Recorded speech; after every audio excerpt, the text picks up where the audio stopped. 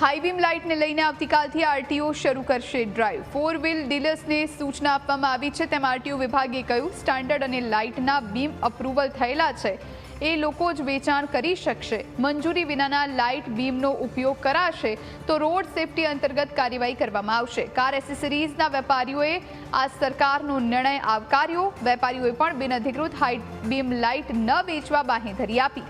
News કેપિટલના અહેવાલની ધારદાર અસર થઈ.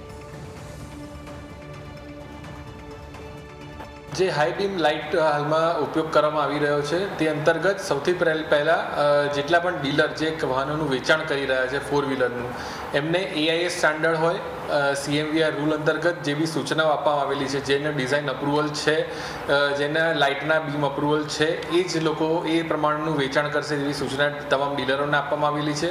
આ ઉપરાંત જેટલા પણ વાહન માલિકો છે, જો આ AIS અપ્રુવલ સિવાયના અન્ય જગ્યાએથી કોઈપણ હાઈ બીમ વાપરવામાં આવશે જેનું અપ્રુવલ નથી તો આ તમામ વિરુદ્ધ રોડ સેફટી અંતર્ગત 1000 રૂપિયાનું ચલણ આપવામાં આવશે.